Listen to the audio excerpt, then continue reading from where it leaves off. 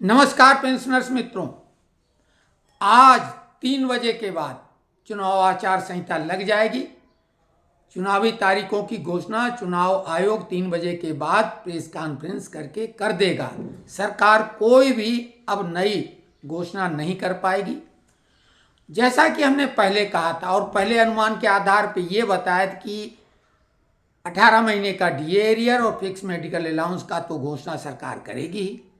ऐसी उम्मीद कोई भी कर सकता था, क्योंकि 18 महीने डीए एरियर को लेकर बीपीएमएस के जनरल सेक्रेटरी मुकेश सिंह ने खुद एक पत्र वित्त मंत्री निर्मला सीतारमण को लिखा था और तब ये पूरी उम्मीद बनी हुई थी कि ये डीए एरियर की घोषणा होगी और सरकार निश्चित करती, क्योंकि हमने भी जब अपने सूत्रों से उस समय तक जानकारी ली थी, बिल्कुल घोषणा किए जाने की सही मौके की तलाश में सरकार थी कि किस अवसर पर करें। लेकिन किसानों ने जिस तरह का तांडव मचाया, हालांकि सरकार ने इस बार उनको नियंत्रित कर लिया और दिल्ली तक नहीं आने दिया, लेकिन उनकी जो मांगें थी, सरकार ने 10 मांगें मान ली थी, लेकिन उसके बावजूद उनकी जो 13 मांगें थीं वो पूरी मनमाने पे लगे थे और उन मांगों में कर्ज माफी भी थी। तो हमने कहा था आपसे कि अब सरकार कोई बड़ी घोषणा किसी वर्ग विशेष के लिए नहीं करेगी, बड़े कैनवास पे बड़ा चित्र उकेरेगी और वही घोषणाएं करेगी जो सब पे लागू हों। जैसे गैस की कीमतें कम की गई, उज्ज्वला योजना आगे बढ़ाई गई और साथ में जो अभी पेट्रोल डीजल की कीमतें कल से कम हो गई हैं, तो ये घोषणाएं सब पे लागू हैं। लेकिन कर्मचारियों के लिए या किसानों के लिए भी कोई बड़ी घोषणा नहीं की गई, जबकि लोग उम्मीद कर रहे थे कि एमएसपी पे जरूर करेंगे।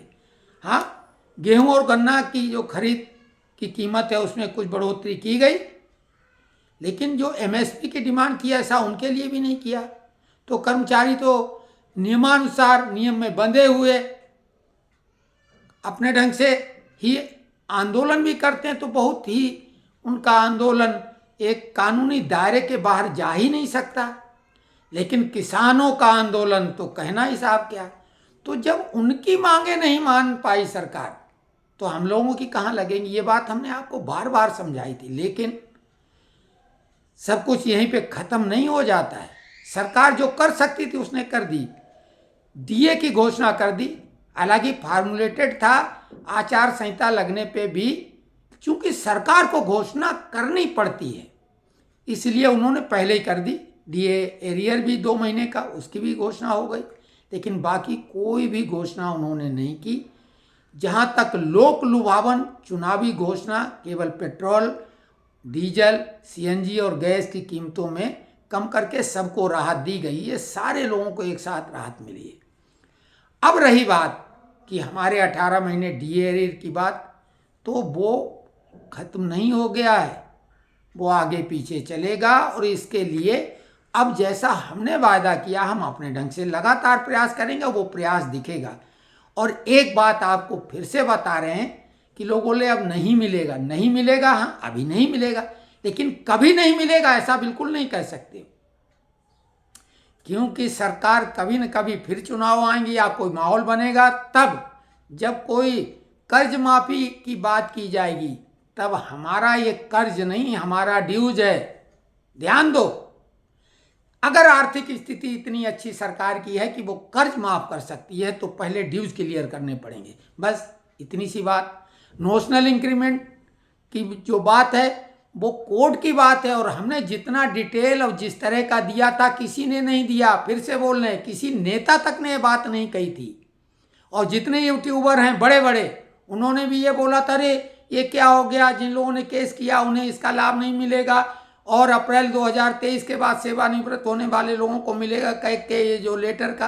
तो कैग का अपना ये सर्कुलर था और हमने उसका पूरा डिटेल बता दिया और वो आदेश हो गए। हमने फरवरी तक का टाइम, जैसा कहा था बिल्कुल वैसा हुआ। लेकिन जिन लोगों ने केस नहीं किया वो इंटाइटल उसके हैं, ये हमने कहा था। सरकार को अपनी तरफ से घोषणा करनी चाहिए थी, लेकिन सरकार कर्मचारियों के लिए कोई भी ऐसी महत्वपूर्ण घोषणा करने से खुद बच रही थी कि क्योंकि किसानों ने, ध्यान दो, ये कोई हम अपनी तरफ से नहीं कह रहे, किसानों के नेता ने टीवी चैनलों पर आके कर्मचारियों का ही हवाला दिया कि आपके कर्मचारियों को 10 साल में वेतन आयोग के द्वारा उनकी तनख्वाह 2-2.5 गुनी बढ़ जाती है, उनको हर साल वेतन वृद्धि मिलती है, उनको हर 6 माह में डीए वृद्धि मिलती है। तो ऐसे में जब हमारे को सामने रख के एग्जाम्पल दे रहे थे तो फिर पेंशनरों और कर्मचारियों के लिए सारी गुंजाइशें खत्म हो गई थी, क्योंकि वो तो आक्रामक हैं, हम लोग तो केवल मांग कर सकते हैं।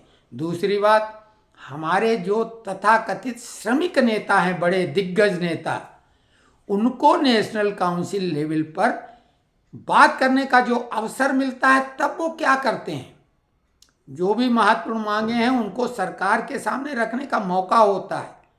लेकिन क्या उन्होंने नोशनल इंक्रीमेंट के लिए कभी बात की? नहीं की। तभी तो कोर्ट में गए और कोर्ट में जीते। इतना वैलिड पॉइंट था और उसके लिए उन्होंने बात नहीं की।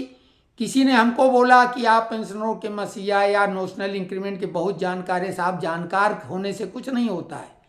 जो कोशिश कोई काम में करता है वो किसी तरीके से फिर सफल होता है।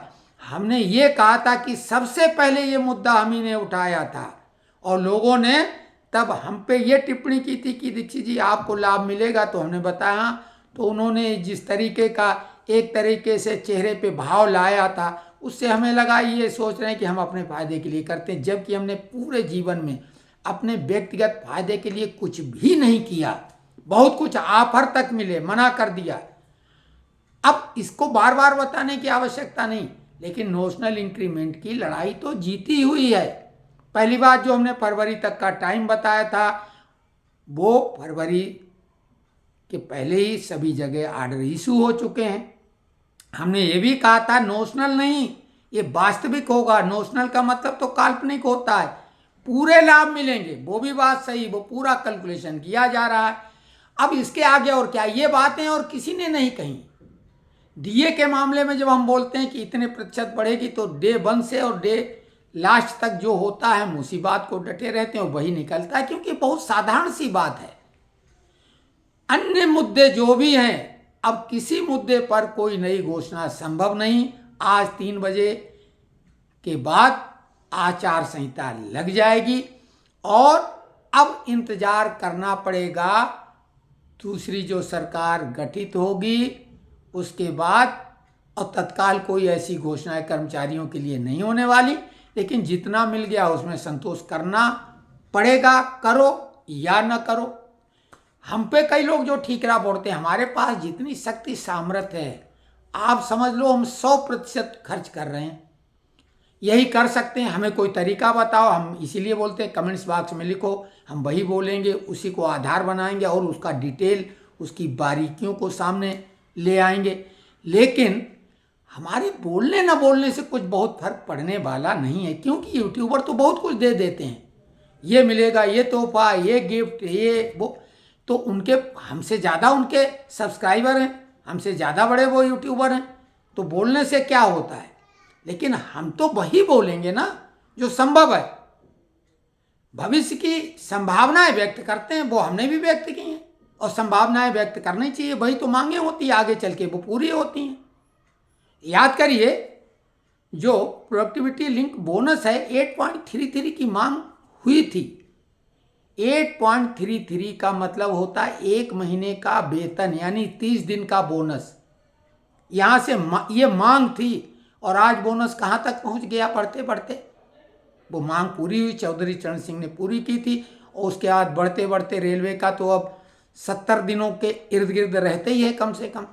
तो ये जो होता है शुरुआत तो कहीं ना कहीं से होती है, और कोई भी मांग अगर हमारे पक्ष में उठाएगा, यानी पेंशनरों के लिए या कर्मचारियों के लिए, हमारे छोटे भाई हैं वो, तो उस बात में हम भी अपनी तरफ से आवाज़ मिला के और उसको मजबूती देंगे।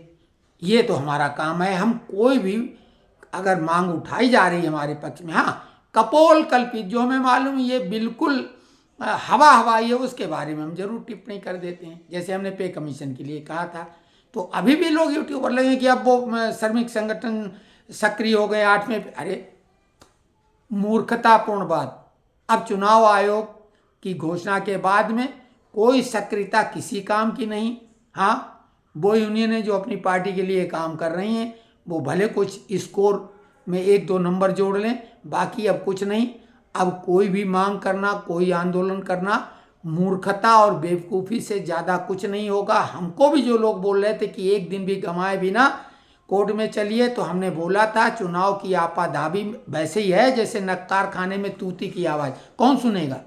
उसके बाद गर्मियों की छुट्टी कोर्ट की, तो हमने ये बात कही है कि नोशनल इंक्रीमेंट के लिए गर्मियों की छुट्टी के बाद कोई सक्षम वकील के द्वारा सुप्रीम कोर्ट में सबके लिए हम अपनी तरफ से अपने खर्चे पर केस लगा के प्रयास करेंगे अपनी तरफ से 100% की सबको लाभ मिल जाए। तो अगले वीडियो तक के लिए सबको बहुत बहुत नमस्कार।